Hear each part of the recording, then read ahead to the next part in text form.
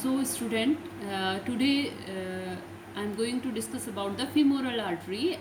As I have already told you that this femoral is continuation of the external iliac artery, which is arising from the abdominal aorta, and this external iliac artery is called femoral when it reaches at the level of pubis bone. Now, this femoral artery is the main trunk of the thigh region. It supplies to the entire thigh region and the entire hind limb portion of the animal.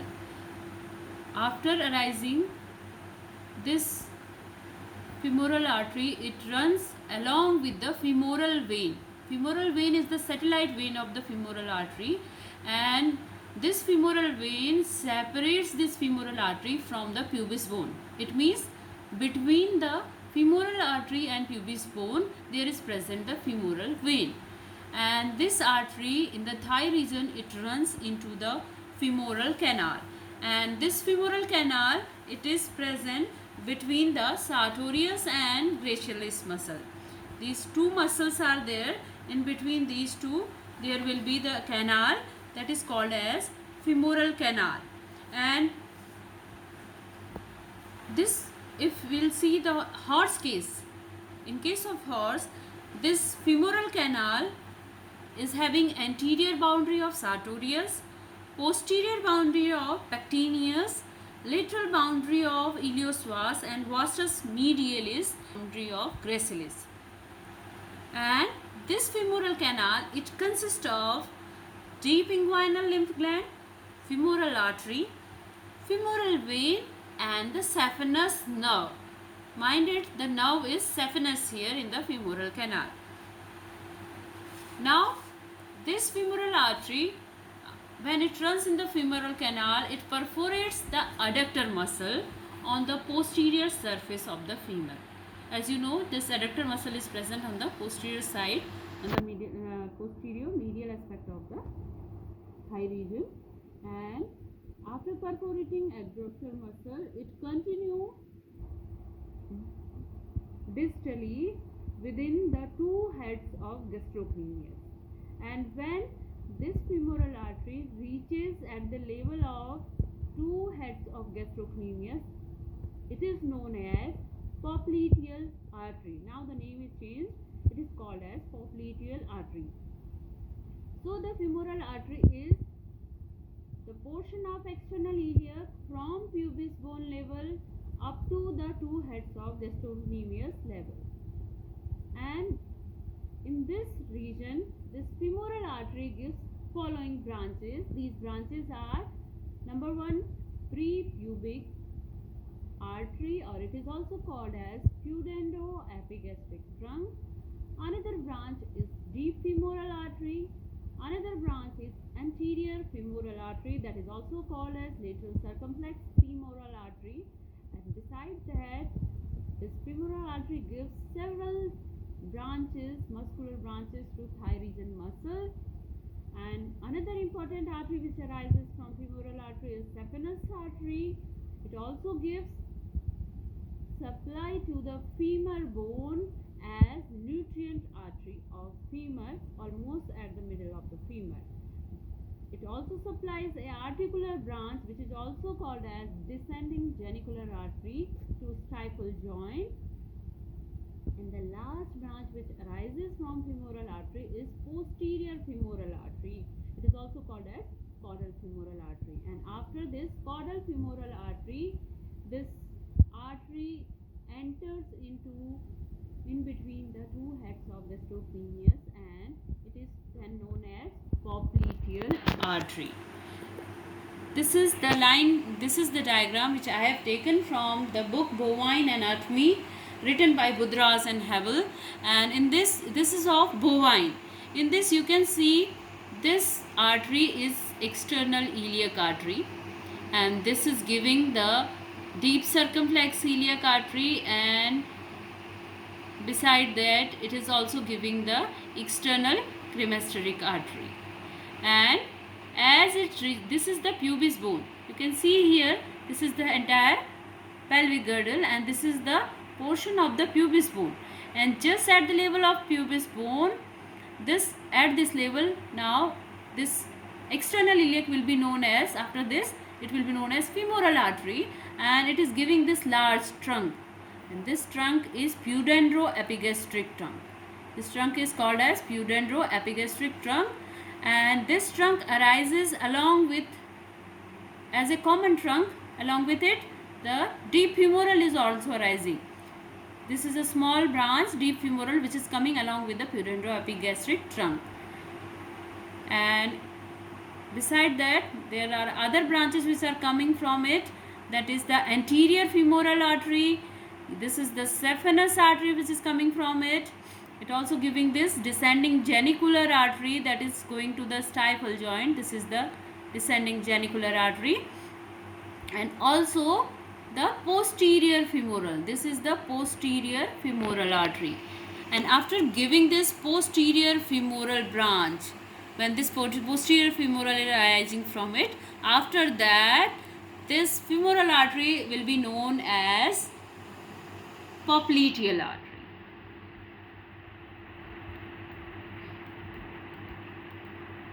Now one by one we will take the different branches of femoral artery. Number one is pudendroepigastric trunk, and this pudendroepigastric trunk arises as a common trunk along with the deep femoral artery, and after arising from the femoral artery it divides into posterior abdominal artery and external pudic artery.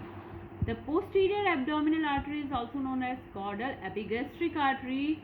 It runs along the lateral border of rectus abdominis muscle, means it is going in the anterior side in the abdominal region, and it anastomoses with the anterior abdominal artery, and it supplies to oblique abdominis internus and rectus abdominis muscle. The second branch which is coming from pudendroepigastric trunk is external pudic artery, and this is important artery, external pudic, which divides into subcutaneous abdominal branch, also called as caudal superficial epigastric branch, and this subcutaneous abdominal branch will be supplying to scrotal sheath, scrotum, as well as inguinal ligaments. Another branch of external pudic is anterior dorsal artery of penis, which anastomoses with the branch of obturator artery. Please go through my notes of internal iliac artery, in which I have told you the branch of obturator artery which gives the deep artery of penis. So anterior dorsal artery of penis is anastomosing with the branch of obturator artery which is supplying to the penis. Now in case of female, this subcutaneous abdominal is actually the continuing trunk of external pudic artery, and it forms the anterior mammary artery, and from this anterior mammary artery one branch goes caudal direction, forming the caudal mammary artery, and this caudal mammary artery will be joining with the mammary branch of perineal artery. Again you go through the branches of internal iliac artery, you will get this perineal branch, perineal artery. Now the second branch of femoral artery which is coming along with the pudendroepigastric trunk is the deep femoral, which supplies to the different muscle, that is pectineus, obturator externus, quadratus femoris, biceps femoris, semitendinosus, as well as the deep inguinal lymph gland, hip joint, and some of the branches of deep femoral join with the branches of obturator artery which is coming from the internal iliac artery. Then the third branch of femoral is anterior femoral artery. This anterior femoral artery, it will be on the anterior aspect of the femur, running between the rectus femoris and vastus medialis muscle. These two muscles are part of quadriceps femoris muscle, which is present in the anterior aspect of the thigh region, and it supplies to these two muscles. And in case of some animals it may be replaced by iliacofemoral and external circumflex of femur artery. Iliacofemoral is again branch of internal iliac artery. Beside that, The femoral artery will give muscular branches which will be supplying to the muscle of femur region. Then another important branch is saphenous artery, which is arising from the femoral. It arises almost at the middle of femur, between the sartorius and gracilis muscle in the femoral canal, and it runs along with the saphenous vein and saphenous nerve. And this saphenous artery just above the hock joint divides into two branches, and these two branches will run along with the corresponding veins, and it supplies to the cutaneous region of the thigh region as well as the leg region, and it anastomoses with the recurrent tibial artery. And later on you will see this recurrent tibial artery actually arises from the tarsal artery. Tarsal artery I will teach you later when I'll teach you the popliteal artery. Another branch which is coming from the femoral artery is nutrient artery of femur, which is supplying to the femur bone. Another is descending genicular artery, also known as articular branch of stifle joint, supplies to the stifle joint. And the last branch which is coming from the femoral artery is posterior femoral artery or caudal femoral artery, and it arises from the posterior side of femoral artery almost as it is reaching between the two heads of gastrocnemius. And this posterior femoral itself divides into the ascending and descending branches.